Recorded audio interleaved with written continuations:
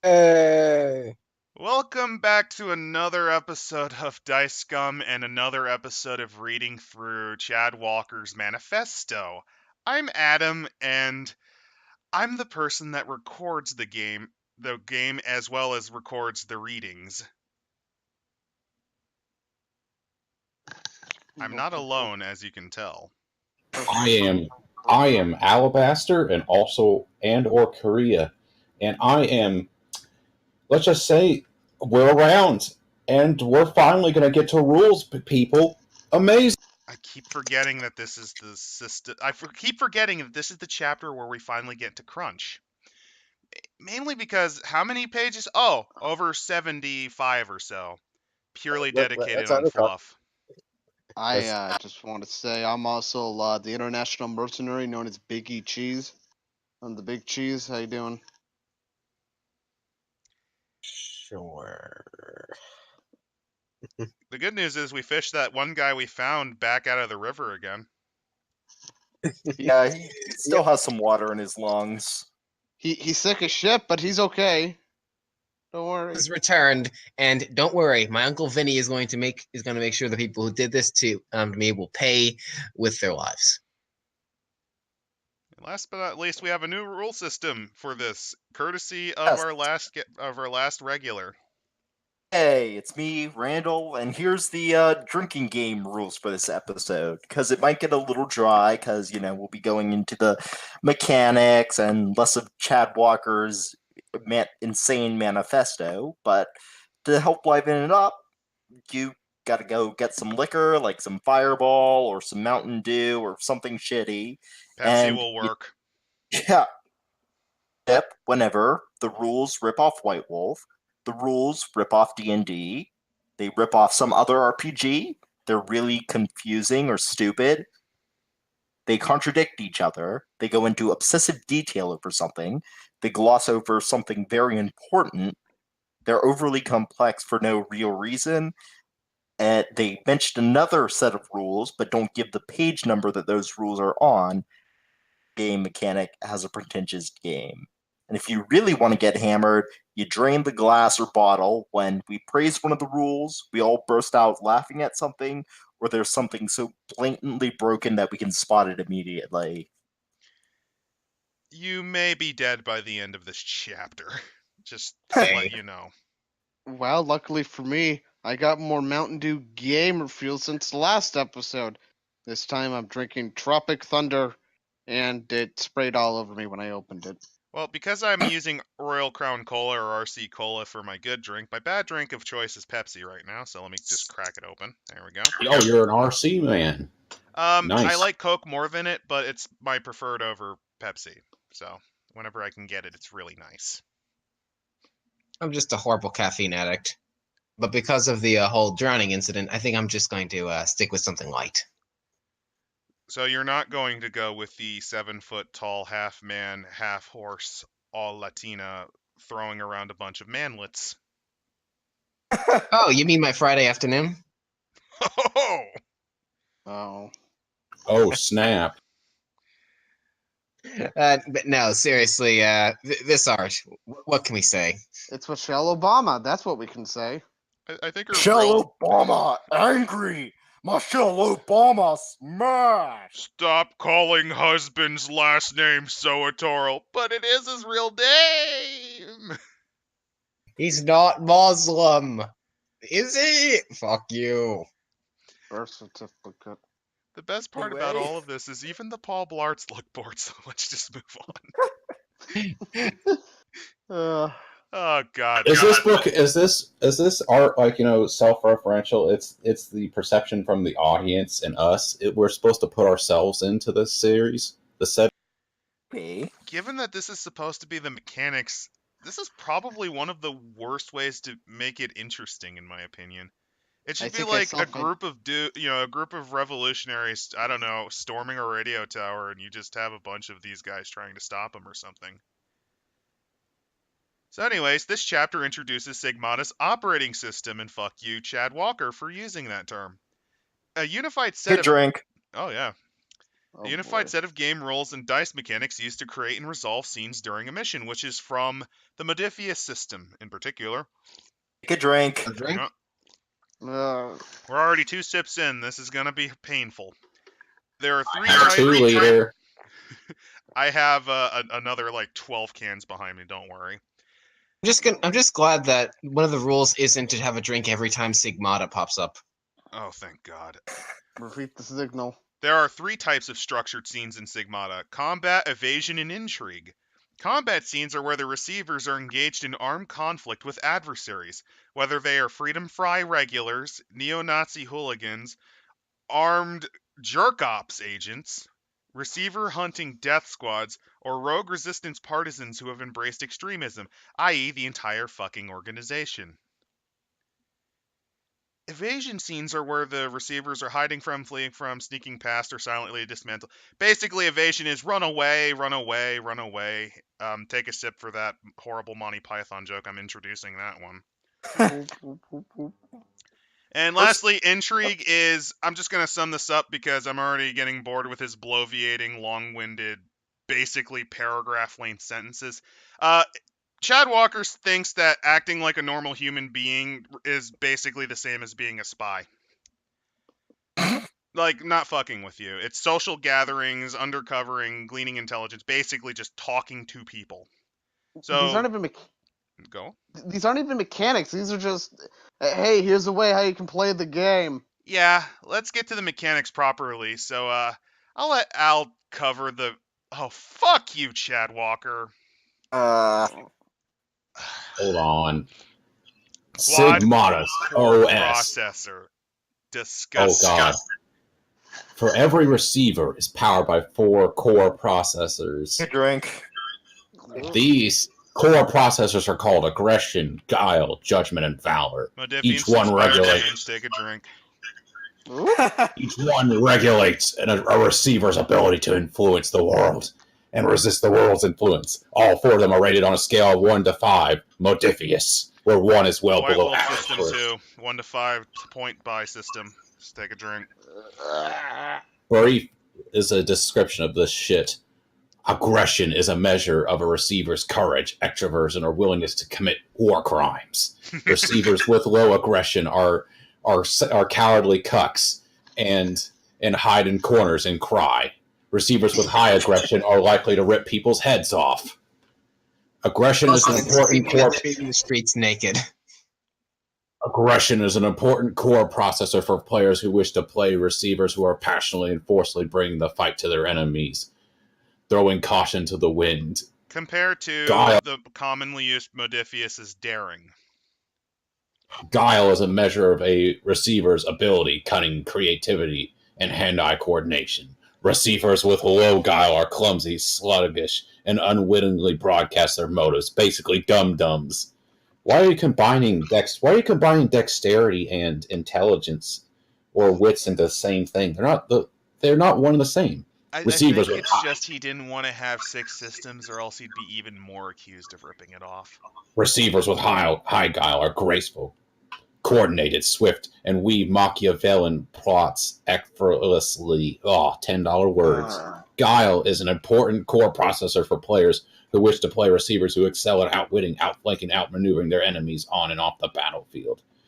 Judgment is a measure of a receiver's intelligence, patience, and situational awareness. Unlike Chad Walker, receivers with low judgment play the horrible games like this.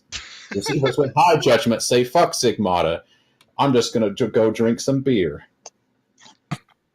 Valor is a measure of a receiver's physical strength, empathy, and commitment to the teams. Receivers with low valor are fragile, oblivious to the needs of their comrades, or simply unwilled, able to put the team first, much like Chad Walker. Pretty much. Receivers with high valor realize, as a good friend, no one ever lets them play Sigmata. And take it away, Biggie. Take a sip, by the way, because he noticed that Chad tried to sneak in all of the Dungeons and Dragons characteristics under. Oh. Okay, gay ops. Okay, so for gay ops, dice rolls and Stigmata are called. What the? Just calm down. They're just normal Take a humans drink. call Take them a rolls. drink. Yup. Why call them gay ops? What the fuck? Because this Call is them a Chad dice Walker, roll. and Chad Walker is the type of person that would take going to a dollar store to get some eggs, and he would turn it into a Indiana Jones-esque heist where he was able to effortlessly take the golden reward of breakfast, as he would call it. Okay, Well, let's continue. okay. Gay ops. If a player rolls well, she gets to tell how her receiver skillfully and heroically executed the task at hand to get the eggs. If she rolls poorly, the GM gets to tell the table what unfortunate things happened to the receiver, emphasize an element of tension, stress, Take a and/or drink. danger.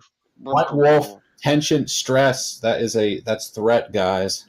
That's more Modifius, but I I will was just say taking a this. drink for him bloating. I was just taking a drink because he's bloating it with a bunch of words. Oh, good point. Being pretentious fuck. All right, players always roll 5 dice. She looks at her receiver's dossier and collects a number of D10s equal to the rating of her aggression, guile, judgment, and/or valor core processors, depending on what she's trying to accomplish. White Wolf storyteller system. Take a drink, everyone. God damn it! Mm-hmm. She then collects 6 D10, so she has a total of 5 dice in her hand and rolls them. For example, if she is performing attacks that utilizes her guile rating, perhaps she's sneaking up on a sentry and her receiver's guile rating is 3, then she rolls 3 D10s and 2 D6 at the same time. If her guile is rated at 5 and she rolls 5, then she rolls 5 D10s and not D6s. We'll be discussing at great length what core processors are referenced for what ops. For now, don't sweat it. The D6 is... I feel like that came from Modifius, too. It is Modifius. We called the D10s core dice for obvious reasons, but we called the D6s entropy dice. Why? Take a drink. Because pretentious, which is why it's SIP. Oh no, because they're considerably more chaotic than core dice. Jesus Christ, I want a hamburger. Actually, wouldn't D6 be more likely to land on what you think it's going to, since it's a much lower number? It does. You only basically Chad Walker has failed statistics. My guess is though he didn't want to use D6s because otherwise he'd be ripping off Deadlands instead, which uses cards in D6s. Okay, I don't care who goes next, but somebody read Resolving Gay Ops. I'll read it. Resolving ops. When a player performs an op, she is looking to score at least 1 success. Modifius. 1 second. No, that's White Wolf. Although Modifius has the same thing. So 2 drinks? Okay. 3, because the next sentence, I can already tell you that's based on the storyteller system. 6 is the common achievement. A success is an individual dice result that is equal to or higher than 6. Yep, Successes are cumulative. Rolling that's 1 success. God, rolling the success is the maybe I should just read an entire paragraph and then you just tell me everything that was a ripoff. Yes. Good point. God damn. Rolling 1 success is the equivalent of just barely scraping by at the task or succeeding with some type of complication. Rolling 3 or more successes is the equivalent of a dramatic success, where awesome and perhaps unintended things happen. Let's count the number of ways that he ripped this off. Successes, that's based on it's based on any dice pool system ranging from Shadowrun to the White Wolf and Modifius system.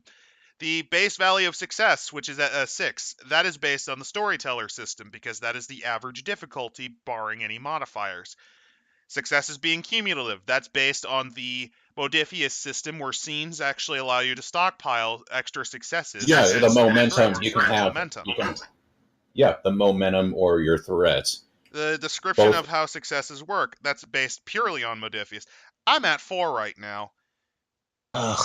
Complicating matters are botches. Any die that results in a 1 is considered a botch, which counts as a negative success. So rolling 3 successes and 1 botch on the die result equals 2 successes. Botches make it possible to actually roll fewer than 0 successes, resulting in dramatic failures and extreme complications. Take a drink because that's the storyteller system. Any ones results in a botch. if he also says that if you get a success and a botch that cancel out, it's just a pure failure. If he does that, that's another drink. I just want to fucking die. Yeah. So that's pretty standard for Dice Pool. Although I will say that, can I do the little stick up for Chad Walker, because that would make the entropy dice make a little more sense. Oh God! Do we have to drain the cup already? You did defend it. Oh God! I'm just saying that was a point, because Randall, drain the cup. I would agree with you, but this is clearly him aping systems that he knew worked Yeah. without really understanding. Drain the cup, Randall. Drain your cup. This is cobbling together. There's a difference. This works because he's taking systems that are basic and work and cobbling them together into something that just barely works. Oh God, we've got two of them now. No, I'm not justifying it. I'm just saying. I'm going to continue on. I'm going to continue on while you finish draining your glasses. The more success the player rolls, the more control she has over the outcome of the OP. Oh Jesus, that's a terrible name in the story space. If she rolls well, she will be telling the GM what happened. If she rolls poorly, the GM will be telling her what happened. Below is a summary of how to resolve the possible success totals. What kind of tar would say, oh, the player gets to decide what happens? The only way I see that is if you're playing an example like you managed to hit so hard, the DM says, how do you want to do? We'll rip off into Matthew Mercer. How do you want to do this? I think that is the idea. I'm not. Fuck it, I gotta drink a lot. I just think it's worded poorly. I think it's supposed to be, hey, you get to do the flavor text, but it's just, I don't know. It's just, fuck me. Bad, right? I'm just going to continue. I'm just going to keep reading. -2 or fewer. The receiver failed dramatically at their task. The GM narrates the outcome of the OP. Oh God, I'm sorry, that's so terrible. And introduce new elements of stress, tension, and danger to the scene. -1. The receiver clearly failed. The GM narrates the outcome. Just barely failed at their task. The GM narrates the outcome, but the player can add a tiny bit of silver lining. 1. Just barely succeeded.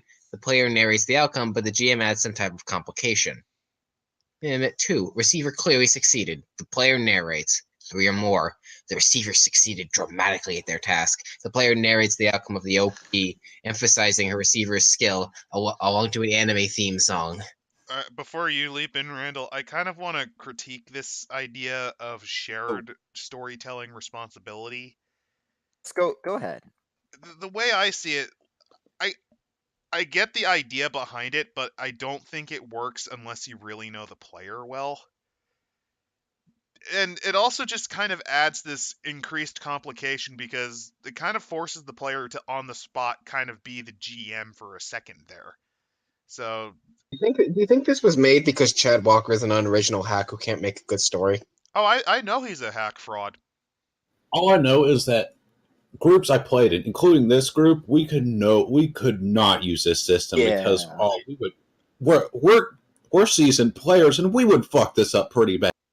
Though maybe that's just saying stuff about us, but yeah, this is way weighted towards the players. Honestly, anyone who wants to know how players work, watch the fun independent movie Darkness Rising if you want a perfect summation of how the average tabletop game session is going to happen.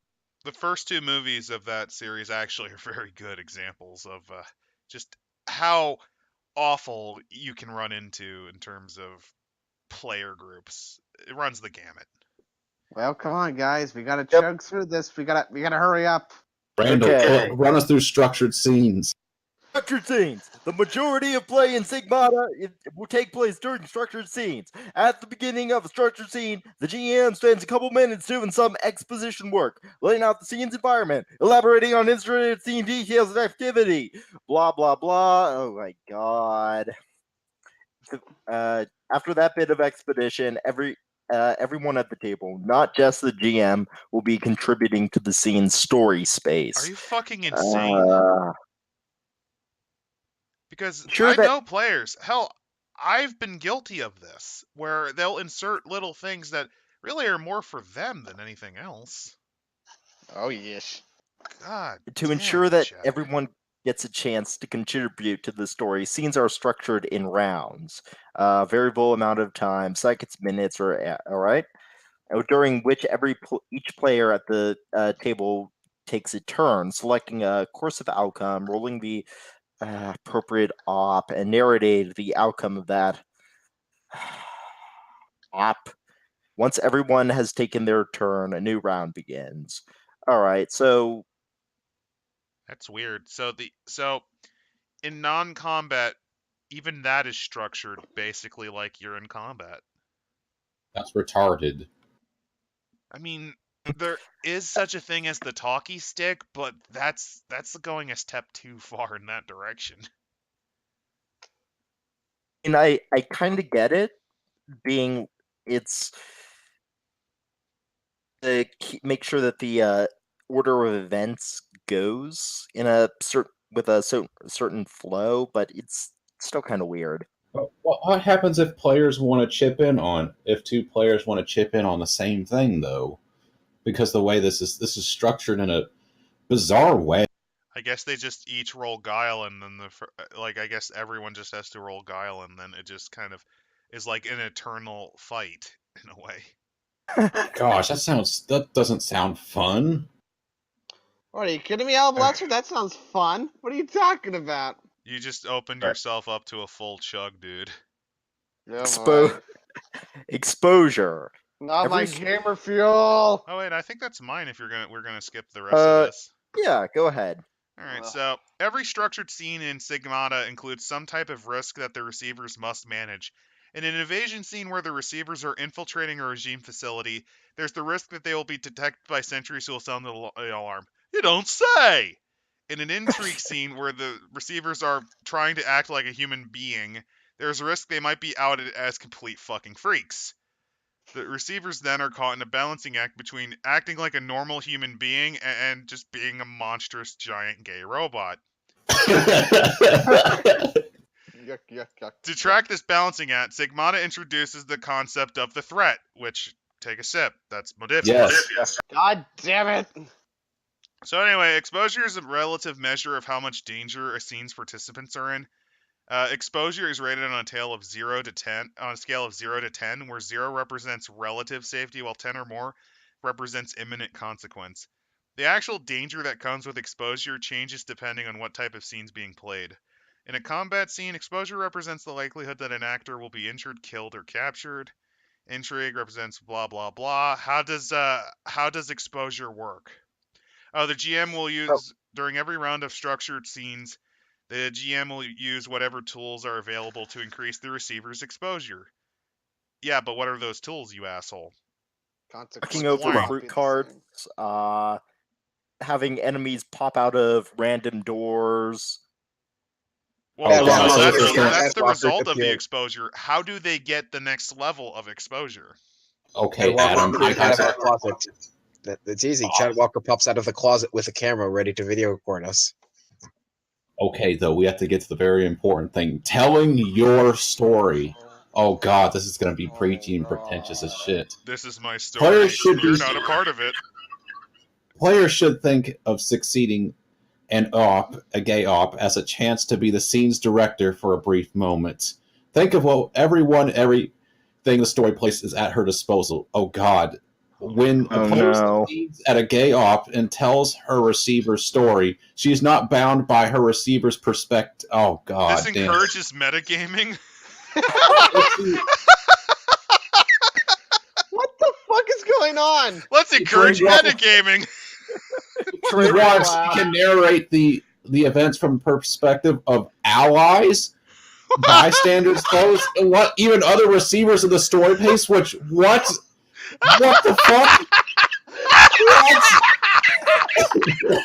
Okay, everyone take a drink. No, actually, it's a chug. It's a chug, remember? I took a shot, like a full-on, tequila shot. Oh my god. Nor is she bound by time. A player can absolutely narrate how a receiver's success was a result of actions that took place well before the scenes being played, articulated, or through a cool flash What? Nor is she bound by the material reality of a material. Nor is she bound by the material reality of a scene. I reject your reality, DM. So, hold on, guys, we're gonna keep it together. If a story she wants to tell involves the sudden appearance of a piece of evidence, or the eruption of a protest outside, or the intervention of a new character appearing on the scene, fair play. Just don't ask the DM for permission. Just tell your own story.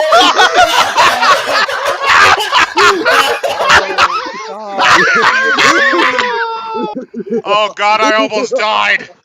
I had a strong, independent woman can literally break the fabric of reality to make sure her gay, lesbian, transsexual lover survives. A narrative must still adhere to the game's rules and pass muster with the rest of the table. Anyone at the table can respectfully veto a player's narrative if it deviates too much from the established tone of the campaign. Deviates too far from the established. Albus, stop. What you're saying is, if all the players were fucking furries, they could decide to just turn this into a furry game. Yes. Yeah. Oh God. Deviates too far from the established facts of the setting, so they don't. So Chad doesn't want us to play a bunch of. He doesn't want us to play as the Paul Blarps, or exerts unwarranted control over another player's receiver. Below are some guardrails for players to ensure a scene remains as productive. I actually think we also have to take a drink because this is reminding me of the new system that Waifu introduced about the offending system. The offending thing. Ugh. Whoa, guys, let's just say, all I know is that if we're just from that alone, with this table, with this group, if we did this, the game would. We would be going well past 2 on the Henderson scale on any game we'd be playing. Basically, I would at all points, since you're the poor dumb bastard wanting to DM this Sigmata game, Biggie, I would be telling you up front. Oh no, we managed to get this a while ago, and I'm just pointing to a limousine that's painted in rainbow colors. You know what? I would allow it.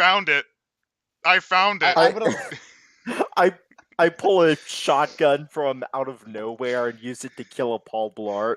Don't ask me. The Paul Blart wasn't even there. It wasn't even there. He wasn't even there. He just appears and dies. This game's gonna be the fucking end of me. I really do want to see how a one shot of this dumpster fire can go. Okay, should I read? Do you want me to read this, guys, or should we get this off the page? I just wanted to interject something. Anyone at the table can respectfully veto a player's narrative. So basically, anybody can just, if somebody wanted to be an asshole, they could fuck up everything up for other players. Unless Chad Walker knows that there is the 2/3 rule for veto proofing. My thing, though, at the same time, though, is. What if everyone's vetoing the DM? What if everyone's just going to be an asshole at DM and say, fuck you, fuck your story, DM, we're going to play our own game? Well, the thing you do is, like, you pull out a gun and then you shoot your GM. That's what you do. You just kill him. So what you're saying is we should have a revolution so we can take over the GM? Yeah! We need to stand up to the DM's fascism. Holy shit, we're getting meta up in here. We're playing Sigmata how it was intended to be. We're powering up the revolution, and it's time to start an evolution of circuitry. Repeat the signal. That's probably the signal in real life. I think. Okay, guys. We're getting. We went off the rails. We got to get back to the relevance of the plot. Let's get back to this dumpster fire. Okay, Biggie, I think it's your turn now. Oh, Jesus Christ. Respect the rules.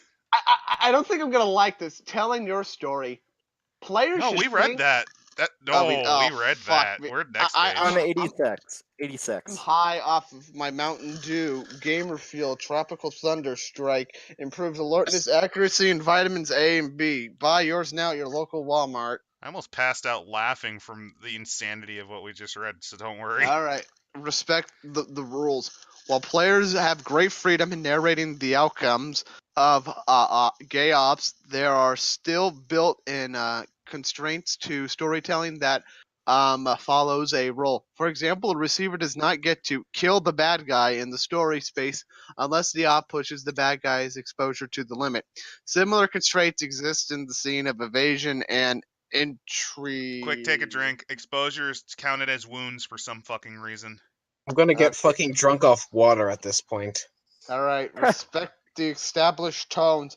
Telling a collaborative story is about respecting the shared narrative that the players are contributing to. If the table has endeavored to tell a gritty story of political oppression, urban combat, and the human cost of insurgency, then the continual introduction over the top characters or silly hijinks can be disruptive. Your table will know when someone is injecting much needed comic relief versus deliberate sabotaging the story. If it happens to be the former, anybody in the table can politely ask for an edit or a do-over. So what we learned from this is Chad Walker got angry that Saints Row got comedic. I don't think anybody got angry. It helped. It actually helped the series compared one Yeah. to two. It helped a lot. We're going off the rails here. Come on, I gotta bring this back into the fold. Respect the established facts. If a player introduces setting elements that seriously clash with established facts of the setting, such as introducing a Martian invasion, or That would deciding improve the setting. It'd be much better. or deciding that a major character does something that is glaringly inconsistent with their established personality or ideology, this can be disruptive. Players are absolutely encouraged to populate the story space with shocking discoveries, conflicted characters, fluid loyalties, and the eerie environments, weird science, surprising plot twist. However, anyone at the table can politely ask for an edit or do-over if someone has narrated something that is inconsistent on the campaign-breaking paradigm shift. I just realized we can actually just say fuck it. During this Civil War, the Autobots and Decepticons rise up too. Respect other player receivers. While players are encouraged to intercooperate the other players. Biggie, are you there? Biggie? Everyone else? Hello? Hello? Cowardly, violent. No, dude, you cut out real bad for like a while. Sorry about that. Damn it. It must have been on my end. Sorry. No, actually, that was on my end too. Yeah, I think the system just messed up. Oh, Jesus Christ! This book is so bad that Discord was disgusted. The computer hates the signal too hard. Okay, I'm just going to start over. But for example, a player should not narrate the outcome that involves another player's receiver being cowardly, violent, incompetent, or irresponsible unless the other player has made a point to highlight such character flaws. Anyone at the table can politely ask for an edit do-over if it feels as being misinterpreted. So now, do you even want to say this stuff anymore? You can throw it over to Greg at any point. Yeah. I'm gonna be honest. At this point, I mean, it's literally just here's how to roleplay, you fucking idiots. Yeah, I'm actually getting bored. Like, this isn't even funny anymore. It's just like, can we just for the sake of these are just the rules. Yeah, I'm just skipping through. Yeah, let's skip. Let's just skip the let's just skip this and claim we're doing it to avoid copyright. Yeah, we already did. I'm already at free play. All right, good. All right, can I do this? Go ahead, Greg. Go. Play. The next few chapters explain how to play scenes of combat, evasion, and intrigue. These exciting, high-impact scenes are structured in a way to ensure dramatic tension, a focus on teamwork, a shared storytelling responsibilities. However, not every scene in Sigmata will be a do-or-die struggle against regime forces. Sometimes receiver will be living in and exploring the story space, debriefing after missions, deciding strategy, or simply killing time, aka downtime. To manage these scenes, we rely on free play. Mechanically, free play is very simple. GM introduces a scene and asks players to react. When the players introduce the scene, there's no exposure tracking. When a receiver opts to do something that is contested by someone in the story space, or is difficult or has dramatic consequences, the GM asks that the receiver's player roll an OP, leveraging the core processor that seems most appropriate for the task. I just realized what this whole thing kind of feels like to me. It's like I hit you for +1 1,000,000 damage. No, you didn't. Yes, I did. No, you didn't. Yes, I did. No, you didn't. That's Yes, what I did. this garbage system is, basically. Uh, By the way, most appropriate for the task, Modifius. Take a sip. When there's a disagreement as to which core processor is most appropriate, ask the rest of the table. If no decision can be reached, the GM has. I just realized, what is the GM even needed for if everyone else is the storyteller? If everyone is the Chad Walker is so fucking lazy he can't even run his own game. The GM determines. Okay, here's something the GM can actually do. The GM determines if the outcome of the actions during free play structured scenes of combat, evasion, and intrigue. Keep in mind, not every OP that involves violence needs to be a scene of combat. Not every OP that involves sneaking needs to be evasion. Blah, blah, blah, blah. If a situation can be resolved with a single OP, let it. Just make sure to bounce the ball back to the player's court. They're on the hook for narrating a successful outcomes and dealing with consequences. Whereas Sigmata structured scenes are mission oriented, free play is exploration. It's free play. It's just downtime.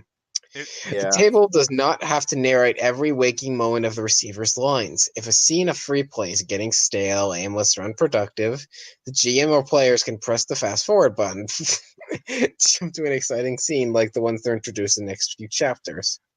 So then we're finally done with this chapter and move on to combat. Which, introduces us to. Oh, thank God! I just want to learn how to. I just want to learn how to murder white people. That's what I want to learn this game. Speaking of which, mildly bored, kind of pissed off. Honestly, he kind of looks like he's from Detroit Become Human. He kind of looks like he's from Detroit Becoming Human. I was thinking more like this is Deus Ex, and he's just like, I didn't ask for this, as he's getting shot over and over again. He didn't have a bored, ambiguously brown person. The sad thing is that we technically asked for all of this. We signed up willingly. The best part out of all of this is you have a vaguely confused expression on the woman behind him, as if she's like just realized, wait a minute, this thing fires bullets? She's making like a duck face. What the fuck's up with that? She is. Do you think that this is like an actual moment where she put her cell phone like right in front of the angry black man as they're getting gunned down violently? Like, hey, check out what we're doing.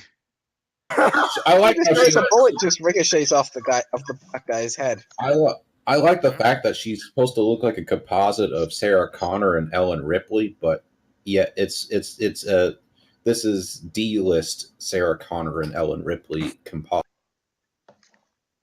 Well, let's read. Okay, whose turn is it to read? I think it's Randall's actually. Randall. Yeah. Okay.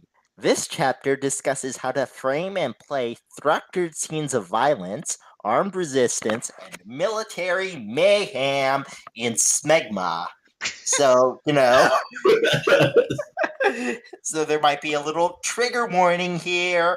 We call these combat scenes.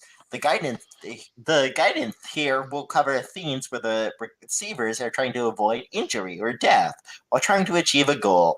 They could be repelling a raid on their safe house, waylaying a regime convoy, liberating an internment camp, shooting their way out of a Freedom First ambush, or holding off a neo-Nazi mob while resisted VIPs escape to safety.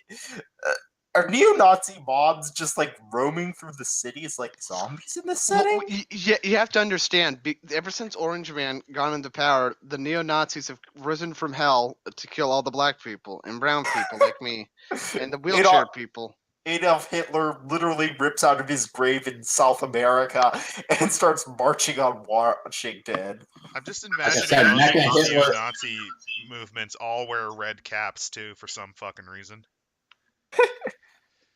Some other likely examples of combat scenes include room sweeping and close quarters combat in a shootout ghetto, trading shots with snipers, blah, blah, blah. He's wasting a lot of time just explaining, well, here are moments in combat. Most people can go, here's a couple examples, jackass. Now you come up with the rest. It's padding. In a scene of combat, players are trying to neutralize threat by increasing their exposure to 10 in order to knock them out of the scene. while the GM is trying to increase the receiver's exposure to 10 in order to knock them out of the scene. A D&D mechanic of DM versus players. Take a sip. God damn it. Best outcome, receivers neutralize all threats, whether by killing them, routing them, forcing them to surrender, and achieving their goal. And the worst outcome... Quitters never win! We gotta purge all the quitters! Begins violently executing hostages. For the Republic! Murdering elected officials. Hostages are just quitters. Blow self and the up worst with a grenade. outcome, the receivers wind up injured, captured, killed, or are forced to flee their lives and fail to achieve their goal. Alright, moments of deafening gunfire, hand-to-hand combat, and gratuitous bloodshed. Also, they can involve tense social interactions. This is your last chance. No. This is your last chance, asshole. Take off your mask and walk away. As speaking Wait, to... take a sip. Mad Max. Just walk away. Just walk away. Put an end to all of this. And games of cat and mouse. I see the glare of his scope, so I hit the deck, splashing to the foot of Swamp Monk below the tall grass. He doesn't take the shot. I lay there, panicking. Combat scenes are structured in rounds, blah, blah, blah. Alright. Oh yeah, when things are going poorly for the receivers, the GM is telling most of the story. And when things are going well for the receivers, the players are telling most of the story. Again, I consider that system completely stupid, and I think we'll actually have to play it as it is written, just to highlight that.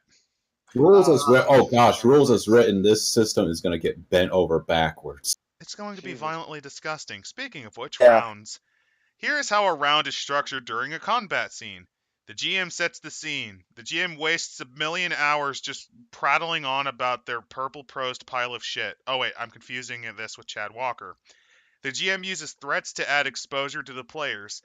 The players choose their receiver's tactics and perform gay ops. The GM and players narrate the outcome. Remove neutralized actors from the scene, start a new round. What is not described? Initiative order. At all.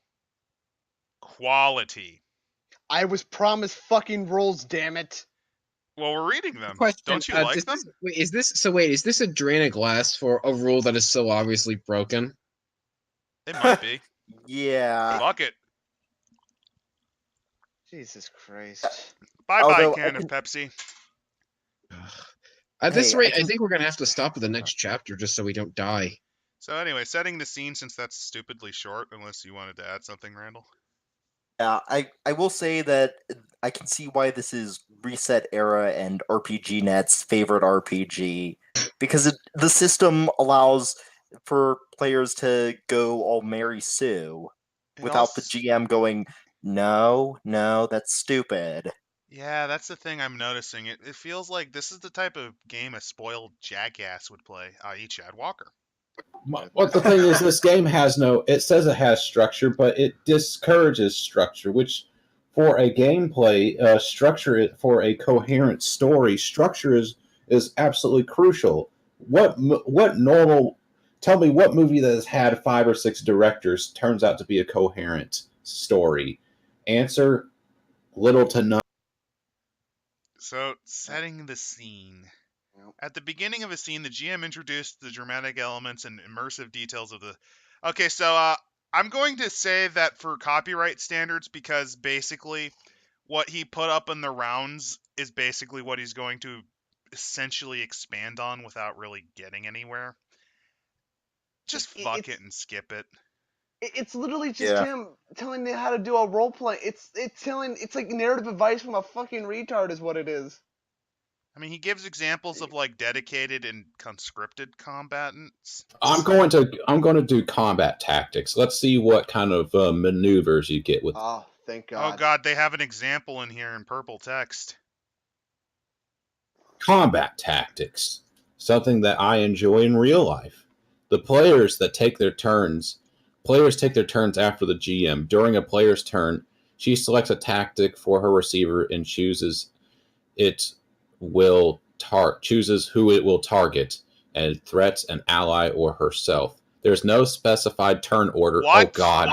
What? What? It's a good. I think it's a good thing we already drained the glass for no initiative. No players will quickly learn their optimal ways to take their turns to make. Oh God, this is. Fuck let you, the players Chad decide Walker. initiative. This is going to end well. Players are encouraged to talk about what they want to do and coordinate as needed.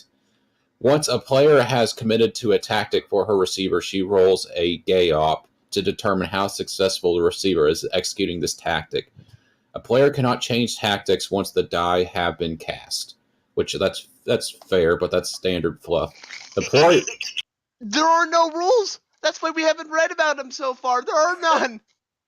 Oh God, I'm sorry. I just scrolled down a little bit. I didn't read anything, but I don't think with how this is going, in the drink game, I don't think we'll be able to finish this chapter without one of us passing out.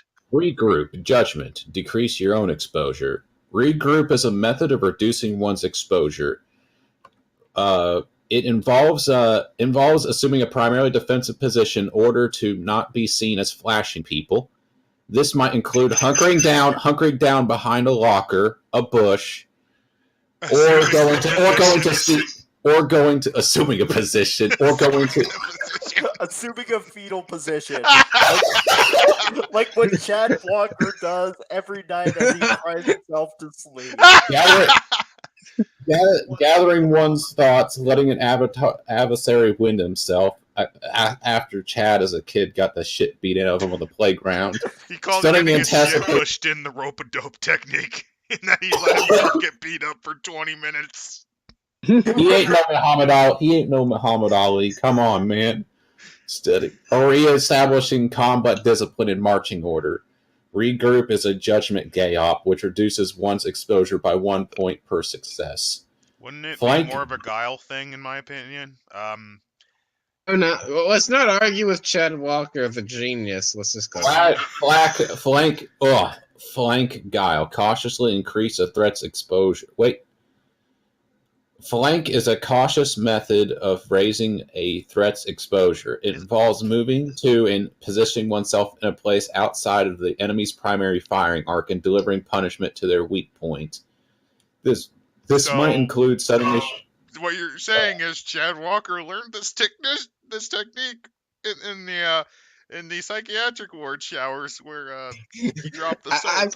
I certainly have a thing that all this has a very sexual undertone to it. The weak point being his yes.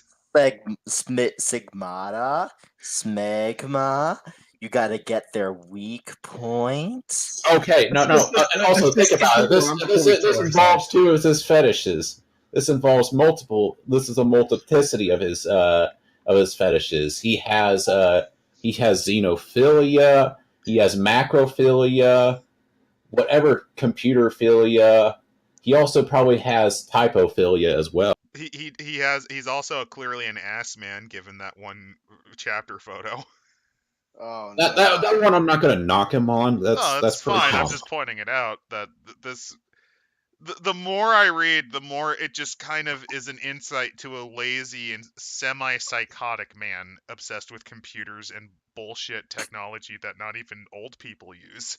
Suppress, valor, decrease an enemy's exposure. Suppress is a method of reducing an ally's exposure. It involves pulling an ally to safety or delivering a steady, unceasing application of force in order to disrupt enemy aggression. Wouldn't counter-aggression work better on the... all over again?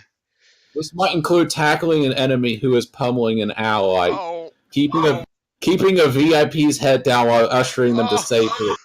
I'm just envisioning all of the double entendres with each sentence. Or apply a steady hail of bullets at enemy positions, forcing them to hunker down instead of firing back. Oh, God damn it. I just want to say Chad Walker's a fucking sex pervert, and I want him to go away. I haven't seen as many double entendres. We're getting to the last one. Storm, aggression, drain the glass. We all laughed. Okay, guys, we have to get to the last bit of blowing one's load. Storm, aggression. I'll finish neutralize, and then we'll just stop before we all die. Storm is a reckless method of raging of a threat's exposure. It involves leaving the safety and defensible position to charge the enemy in a physically and psychologically overwhelming show of force, i.e. rape. I almost snorted out my fucking soda, dude. This might include bum rushing an enemy or delivering a flurry of blows with no consideration for blocking or evading counterattacks or a double-time charge directly to the rival while screaming and releasing automatic gunfire. Storm is an aggression op, which increases the threat's exposure by 5 plus 1 point of success while increasing one's exposure. This neutralize section, and then we can all just die. Neutralized. A threat that has accumulated 10 or more exposure after an OP is knocked out of the scene immediately. The player who pushed the threat scene to 10 or more gets to narrate what this looks like in the story space. The threat could be severely killed, or killed by the receiver, or forced to flee, surrender, blah, blah, blah. Either way, this threat cannot act in the scene as anything but a passive witness or corpse, and because I'm not saying cadaver, and no longer adds exposure to the receivers. There is a receiver that has 10 or more exposure after all players have performed their ops during a round is knocked out of the scene. The GM gets to narrate what the scene looks like in the story's place. No. It would be so much better if all the players were screaming over each other to tell what happened. Perhaps the receiver has been knocked unconscious, blah, blah, blah. It's the same thing as above. Either way, they cannot select tactics, roll OPs, or contribute to the scene as anything other than a passive witness. Her fate will be determined by whichever side wins the scene, the regime or the resistance. Okay. Do you guys want to just end this? No, I want to finish this dumpster fire of a chapter. I was promised. Adam, if you want to do that, that's like another 20 pages.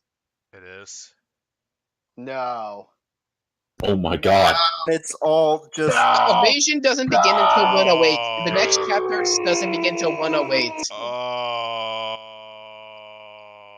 We're not even at 100 yet. Okay, I want to at least get to a little more than... And when I finish this at 98? Yes. So, I have to point out something that, again, I have to critique. It really feels like this system is high lethality on accident. This is accidentally a high lethality game in the vein of Paranoia. Because, think about it. You have 10 wounds, and you can gain up to 5 instantly if you decide to be reckless. Oh, yeah. Not to mention, though, I do like the fact that if we recognize this game as a sex party game that got somehow redressed as a real tabletop game, it all starts to make sense, Adam. It makes so much sense now. Well, this has been cool and all, guys, but I think after I heard that we still got 20 more pages until we get to something resembling rules, I'm gonna go get a hamburger. So I just want to say fuck you all, fuck you Adam, fuck you Alablaster, fuck you Greg, fuck you Randall, fuck you big guy, love you, fuck you. Before you go, you didn't even bother to say fuck you, Chad Walker. Okay, guys, let's. Okay, whose turn is it now? I guess it's your turn, Greg. You're supposed to do withdraw. I'll just do it. Rebooting. Once neutralized, a player can opt to have their receiver reboot during a scene, which returns them to the scene with 0 exposure. However, this leaves them vulnerable. A vulnerable receiver risks being removed from the campaign due to death or capture. If she ends up with an exposure of 10 or higher, they are removed, period. Withdrawal. The receivers can opt to withdraw from a scene instantly at any time, which results in mission failure. Sometimes it's better to flee and fight another day than risk losing a comrade. AKA, just because I got beaten up doesn't mean it's the end of the world. Run away. Player, when withdrawing, each player narrates the details of the receiver's escape, and the narrator the receiver's withdrawal has resulted in mission failure. However, when receivers withdraw, the GM rolls a 1d10 for each rebooted receiver. If the result is equal or less than their current exposure, they are removed from the campaign. Jesus Christ, Chad doesn't want anyone to fucking live. And from the top, that's it. Time for a new round. Start at the top with the GM setting the scene.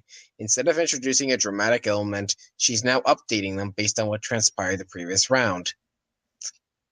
Oh, so what you're saying is unlike every other game where you have initiative rounds and like a fight's happening, you have to repeat it as if your players are stupid. This is like every round. Oh my god! I think he got the inspiration from every single scene is an episode from an anime with a refresh session at the beginning of each one.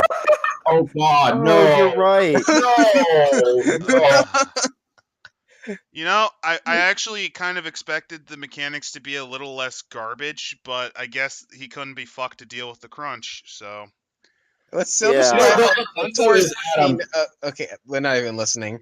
Her goal is to establish, solidify, or reinforce a mutual understanding of the scene's events for the table, set tone for the forthcoming chapter. Okay, this is the final page. Randall, finish this.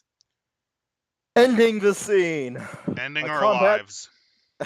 A combat scene is complete when a round ends with either all threats neutralized or all receivers neutralized. I want to be neutralized.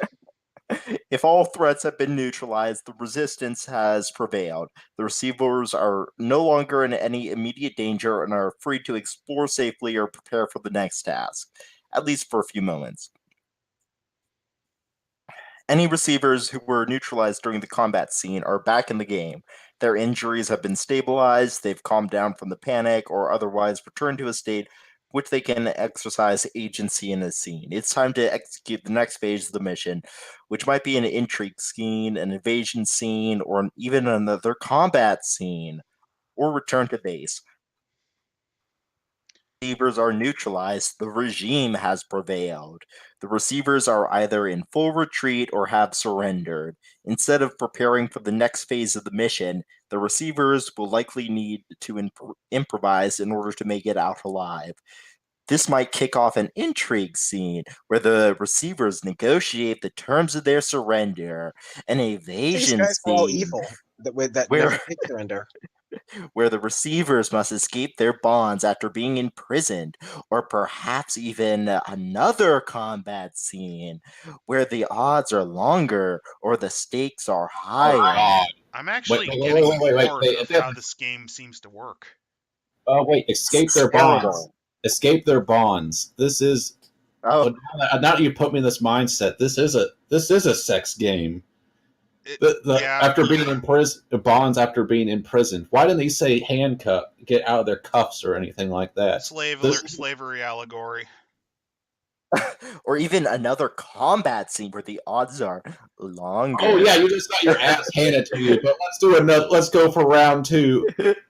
And the stakes are higher. So basically, the Black Knight, where take a sip because I'm doing that shit fucking Monty Python reference again. But like the Black Knight, where he's missing his arm and then his leg. I was going with more with Al's innuendo theory. Either way, Chad Walker is a man that has severe issues. So, if the regime has prevailed, then any receiver who rebooted during that scene is lost. By rebooting her receiver, a player gives the GM permission to remove her receiver from the campaign in a way that is dramatically appropriate. Perhaps she's suffered a lethal injury or was recovered by a regime science team for reconditioning, blah, blah, blah. Either way, it's time to create a new receiver. I feel like you'll be making a pile of these. You're probably going to have a pile of characters. This is high lethality, which is shocking to me. My question, though, is this is kind of like the what's the infamous dungeon in D&D that is high lethality? Well, there's a plot. There's the Temple of Elemental Evil, but you're most likely thinking of the Tomb of Horrors. This is Tomb of Horrors level, and this is in the core book. The Tomb of Horrors was deliberately designed to be the most. It was made for veteran players to see how well they would handle that. Gotta be honest, I'm just bored with this now. Like that's why I'm going to just read Igniting the Signal, and I think we'll just cut it short since we've lost a person in our group to this piece of shit. Igniting the Signal. During a combat scene, a player can choose to ignite the signal. To do so, she simply declares she is igniting the signal before, during, or after her gay op, regardless of what tactic she selected or whether she succeeded or not. The signal goes up in the beginning of the next round. The only narrative requirement is that she must explain how resistance partisans got the message. This might involve radioing it in, shooting a flare, giving thumbs up to a spotter. Oh my god. Making a call in a phone booth while being peppered with small arms fire. I like that. What it's a complete tech tard.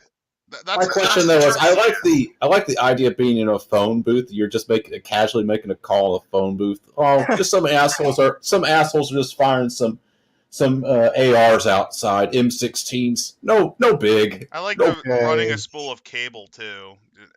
Basically, igniting the signal. He doesn't explain what it does, but I guess that's just where you get reinforcements. Fuck this. This is too long, and we will do more of it later because none of us, I think, expected the slapdash nature of what the fuck we just read. Drink fucking water. I drank water and I'm feeling drunk. I like these. The fact is, these are basically non-rules, but these are so far these are some of the worst non-rules I have seen in a tabletop. Yeah, I mean, earlier I was thinking that this isn't going to be high lethality. This is basically designed for Mary Sue's, but it's kind of shocking that it suddenly just veers into no, this is actually high lethality. All your guys are going to die. But then we can veto. But then the whole table can sure. Fuck that off shit. Fuck that up. Weird because I haven't seen this DM versus player mechanic since the rare times I've touched AD&D, and even then, that mindset wasn't like he's using mindsets from the fucking 1980s in this. I thought the whole point of the DM was to essentially be the coherent story. Was the point of being the coherent storyteller and all of this? I'm gonna be honest, guys. Do you think it would just be simpler if I called my Uncle Vinny and just told him to get Chad Walker down here for an interview? No. It would be, but here's the problem. If you do that, that can be construed as a threat. We don't want to increase. Just like the column. No, just like the column. We want to have an interview with Chad Walker and ask, how does your game work? Why, Chad? Why? I think my favorite thing is that he couldn't even be bothered to just rip off the White Wolf D10 plus your, in this case, guile. Like, it's not fucking hard. I do like, though, that all the players are making the story, and meanwhile it seems like the DM's just twiddling his thumbs while having him up his ass. Wrangler. He's the Tard Wrangler. Well, it's more like he's furiously waiting for them to get below one success so he could be like, all right, it's time to brutally murder your character.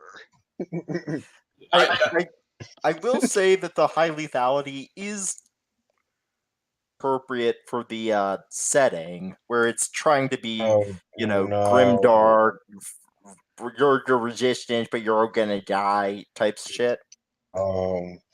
Chug everyone. I could say that, but you're forgetting this is, again, the way that works. Literally, if everyone is just, if the players say fuck your rules, that don't happen, then according of the rules as written, it doesn't happen.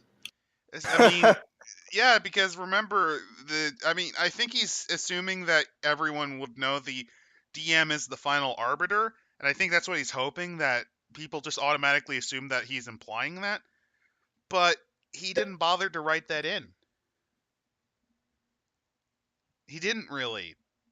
And for some reason, Can you imagine if this was someone's first RPG? No, this is his second one, actually. So I'm saying, could you imagine if a completely newbie to any form of tabletop, God no, any RPG, they pick this thing up first? I'd never want to play an RPG. I would say that this is dog shit. I mean, somebody shut the dog. It's terrible. Yes.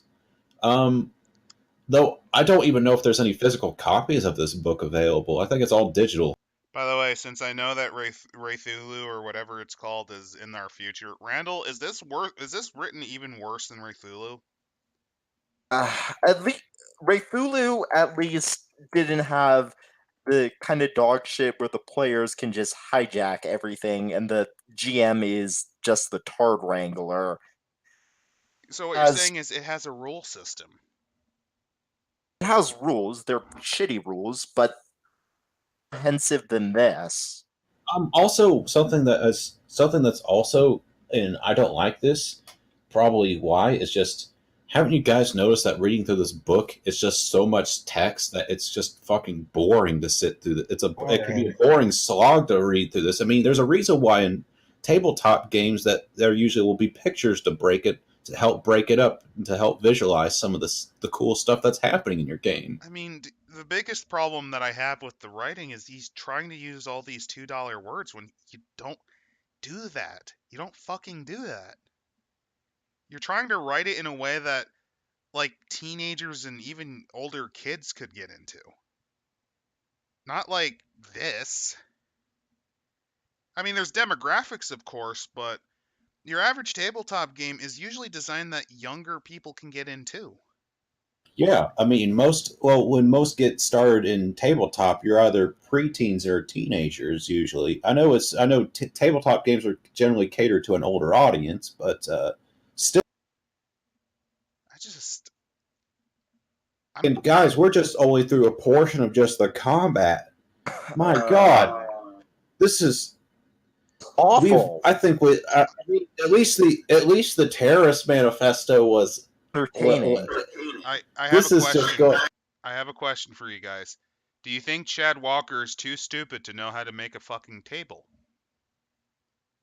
Honestly, yeah.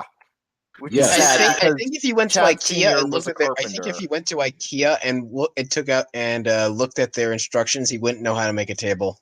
Wait! It's so simple though. In a Word document, it's making tables are literally stupid. I went through a good portion, like I was skimming through just to see the eternal horror of what we're going to have to go through next, time. I'm genuinely wondering if at any point we will see a fucking table, aside from the garbage that is the character sheet. I'm going to be honest. I think business is going to pull me away for next week. Yeah, I don't blame you, honestly. I legit don't blame you. Viewers, we are going through some. This is more painful. This is more painful than Chad's OS spurging. Yeah, I'm idea. Go on, Randall. This is more painful than Wraithulu. I've read through Wraithulu. It's terrible, but at least it's entertainingly terrible. I've read through portions of Cinnabar, and it was more entertaining than this. Oh, God. Another future episode. Yeah. But, yeah. Are we calling it for tonight? Has this completely destroyed us? That. We're going to stop at dramatic failure reinforcements on page 99. And I'd just say we skip the entire rest of the rules because at least up to 135 because there's some amusing things there, but the rest of it, it's essentially the same system. But we do have to point out the shitty art. Though. We should at least go to the combat sheet to just look at the terrible sheet. And also see if that Chad Walker's smart enough to put a table in, because he was just barely smart enough to put an inline, quotation, block quotation in purple. I want to see if he actually knows what a table's used for. Yeah, Adam, would you call it here? I'm already calling it. So, yeah, next week we're continuing with. Oh, fuck my life. Are you sure we can't jump and start, I don't know, reading Wraithulu or something? No, we have to finish this for the audience. We have to finish this. You're suffering for your semi-amusement. For all 40 of you. Anyway, I won't be appearing next week, so I guess my appearance is just going to be the every other episode. Just have a good night, everyone, and like I said, buy the book. Why? I don't know, but sure.